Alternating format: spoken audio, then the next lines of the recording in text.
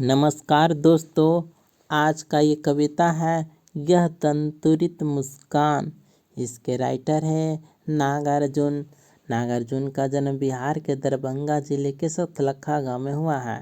ये जो तंतुरित मुस्कान है सो कविता में छोटे बच्चे की मनोहारी मुस्कान देखकर कवि के मन में जो भाव उमड़ते हैं उन्हें कविता में अनेक बिंबों के माध्यम से प्रकट किया है।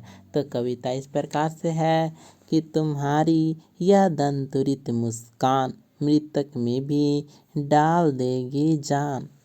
इस कविता में कवि ने नवजात शिशु के मुस्कान के सौंदर्य के बारे में बताया है। कवि कहते हैं कि शिशु की मुस्कान इतनी मनमोहक और आकर्षक होती है कि किसी मृतक में भी जान डाल दें। धूली धूसर तुम्हारे ये गात, छोड़कर तालाब मेरी झोपड़ी में खिल रहे जलजात। खिलने के बाद धूल से भरा तुम्हारा शरीर देखकर ऐसा लगता है मानो कमल का फूल तालाब छोड़कर मेरी झोपड़ी में आकर खिल गए हो। परस पाकर तुम्हारा ही प्राण पिघल कर जल बन गया होगा कठिन पाषाण। तुम्हारे स्पर्श को पाकर पत्थर भी मानो पिघल कर जल हो गया हो। यानी तुम्हारे जैसे शिशु की कोमल स्पर्श पाकर किसी भी पत्थर हृदय व्यक्ति का दिल पिघल जाएगा। इसके बाद कविता का अगला भाग है कि छू गया तुमसे कि झरने लग पड़े शेफाली के फूल, बांस था कि बबूल। कवि कहते हैं कि उनका मन बांस और बबूल की भांति नीरस और ठूठ हो गया था, परंतु तुम्हारे कोमलता का स्पर्श मात्र पड़ते ही हृदय भी शेफालिका के फूलों की भांति झड़ने लगा। तुम मुझे पाए नहीं पहचान, देखते ही रहोगे अनिमेष। यहाँ पर शेफालिक एक फूल है ना, और अनिमेष अनिमेष मतलब होता है अपलक। यानी कवि के हृदय में वात्सल्य की धारा बह निकली और वे अपने शिशु से कहते हैं कि तुमने मुझे आज से पूर्व नहीं देखा है, इसलिए मुझे पहचान नहीं रहे। ठीक है, तुम मुझे नहीं पहचान रहे हैं, बहुत दिनों से नहीं देखे हैं। और कहते हैं कि देखते ही रहोगे अनिमेष, यानी बिना पलक झपकाए मुझे ही देखते रहोगे। थक गए हो आँख लो मैं फेर। वे कहते हैं कि तुम्हें थकान से उबारने के लिए मैं अपनी आँखें फेर लेता हूँ, ताकि तुम भी मुझे एकटक देखने के श्रम से बच सको। क्या हुआ यदि हो सके परिचित न पहली बार, यदि तुम्हारी मानव माध्यम बनी होती आज, मैं न सकता देख मैं न पाता जान। इसमें कवि कहते हैं कि क्या हुआ यदि तुम मुझे पहचान नहीं पाए, यदि आज तुम्हारी माँ न होती तो आज मैं तुम्हारी यह मुस्कान भी ना देख पाता। वे अपनी पत्नी का आभार जताते हुए कि तुम्हारा मेरा क्या संबंध, क्या यह जो तुम इसलिए नहीं जानते क्योंकि मैं इधर उधर भटकता रहा, तुम्हारी ओर ध्यान न दिया। जो कवि है कवि नागार्जुन, यह सो घुमक्कड़ हैं और इधर उधर घूमते रहते हैं। वे घर में बहुत कम आते हैं, इसलिए उन पर यानी बच्चे पर ध्यान नहीं दिया। इसके बाद आगे कविता कहता है कि तुम्हारी यह दंतुरित मुस्कान, धन्य तुम माँ भी तुम्हारी धन्य।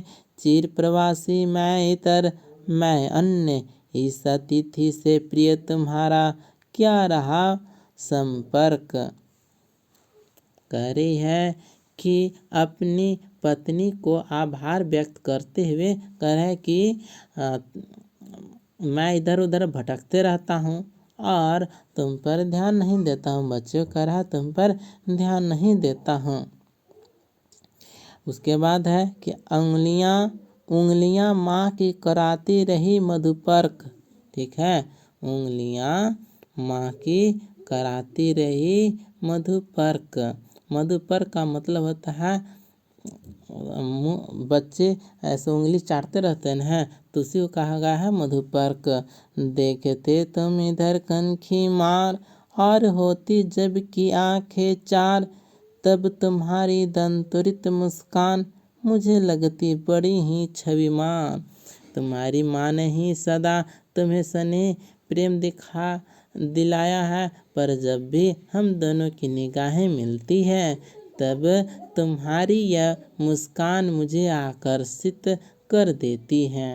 ठीक है, इस दंतुरित मुस्कान की मोहकता तब और बढ़ जाती है जब उसके साथ नज़रों का बांकपन जुड़ जाता है। इसके बाद हम फसल को पढ़ेंगे। ये जो फसल है, फसल शब्द सुनते ही खेतों में ललहाती फसल आँखों के सामने आ जाती है। परंतु फसल क्या है और उसे पैदा करने में किन किन तत्वों का योगदान है, इसी कविता में नागार्जुन ने बताया है। तो कविता इस प्रकार से है कि एक के नहीं, दो के नहीं, ढेर सारी नदियों के पानी का जादू। इस कविता में कवि ने फसल क्या है, साथ ही इसे पैदा करने में किनका योगदान रहता है, उसे स्पष्ट किया है। वे कहते हैं कि इसे पैदा करने में एक की नहीं या दो की नहीं का पानी, बल्कि ढेर सारी नदियों के पानी का योगदान होता है। अर्थात जब सारी नदियों का पानी भाप बनकर उड़ जाता है तब सब बादल बनकर बरसते हैं, जो कि फसल उपजाने में सहायक होता है। इसके बाद आगे कविता है कि एक के नहीं, दो के नहीं, लाख लाख कोटि कोटि हाथों के स्पर्श की गरिमा। इसमें कवि कहते हैं कि वे किसानों का महत्व स्पष्ट करते हैं और फसल को तैयार करने में असंख्य लोगों के हाथों की मेहनत होती है, ये कवि कहते हैं। कवि बताते हैं कि फसल को तैयार करने में असंख्य लोगों के मेहनत होता है। इसके बाद आगे कविता है कि एक की नहीं, दो की नहीं, हजार हजार खेतों की मिट्टी का गुंधन। कवि बताते हैं कि हर मिट्टी की अलग अलग विशेषता होती है, उनके रूप गुण रंग एक समान नहीं होते, सबका योगदान फसल को तैयार करने में है। इसके बाद कवि है सो प्रश्न करता है कि फसल क्या है, फसल क्या है, तो और तो कुछ नहीं है, वह नदियों के पानी का जादू है। वह ठीक है, हाथों के स्पर्श की महिमा है, भूरी काली संदली मिट्टी का गुणधर्म है, रूपांतर है सूरज की किरणों का, सिमटा हुआ संकोच है हवा की थिरकन का। इसमें कवि ने बताया है कि फसल है बहुत चीज़ों का सम्मिलित रूप है। क्या क्या है, नदियों के पानी का जादू है, हाथों का स्पर्श है और भूरी काली संदली मिट्टी का गुणधर्म है ना। बहुत चीज़ों का सम्मिलित रूप है, जैसे नदियों का पानी, हाथों की मेहनत, भिन्न भिन्न मिट्टियों का गुण, जैसे काली, भूरी, संदली, बुध, भिन्न भिन्न प्रकार की मिट्टी का गुण है। तथा सूरज की किरणें, ठीक है, सूर्य की किरणों का प्रभाव तथा मंद मंद हवा का स्पर्श, इन सब के मिलने से ही हमारी फसल तैयार होती है। यही कविता में कहा गया है कि फसल क्या है। ये जो कविता है इनके राइटर हैं नागार्जुन। नागार्जुन का मूल नाम है वैद्यनाथ मिश्र, ठीक है, वैद्यनाथ मिश्र इनका मूल नाम है। अब हम इनके बारे में अन्य जानते हैं कि दंतुरित मुस्कान और फसल के बारे में हम विस्तार से और जानेंगे कि यह जो दंतुरित मुस्कान है, कविता में छोटे बच्चों की मनोहारी मुस्कान देखकर कवि के मन में जो भाव उमड़ते हैं, उन्हें कविता में अनेक बिंबों के माध्यम से प्रकट किया गया है। ये जो नागार्जुन है सो घुमक्कड़ी हैं, हर जगह घूमते फिरते रहते हैं। आज बहुत दिनों के बाद जब घर पे आए तो उनका एक बच्चा हो गया था और उनका दांत मनोहारी मुस्कान लिए हुए थे। कवि का मानना है कि इस सुंदरता में ही जीवन का संदेश है। इस सुंदरता की व्याप्ति ऐसी है कि कठोर से कठोर मन भी पिघल जाए। जब बच्चों को देखेंगे तो कठोर से कठोर मन भी पिघल जाएगा।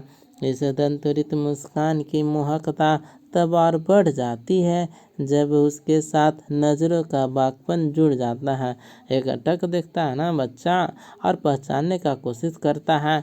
उसके बाद अब हम फसल के बारे में जानेंगे कि फसल को तैयार कैसे होता है। तो नदी का पानी, हाथों का स्पर्श और मिट्टी का गुणधर्म है, सूर्य का किरण और मंद मंद हवा, ये सब मिल करके फसल बनाता है। तो फसल शब्द सुनते ही खेतों में ललहाती फसल आंखों के सामने आ जाती है। परंतु फसल है क्या और उसे पैदा करने में किन किन तत्वों का योगदान होता है, इसे बताया है नागार्जुन ने अपनी कविता फसल में। कविता यह भी रेखांकित करती है कि प्रकृति और मनुष्य के सहयोग से ही सृजन संभव है। बोलचाल की भाषा की गति और लय कविता को प्रभावशाली बनाती हैं। इसमें फसल के को विस्तार रूप से समझाया गया है। उसके बाद है कि कहना न होगा कि यह कविता हमें उपभोक्ता संस्कृति के दौर में कवि संस्कृति के निकट ले जाती है।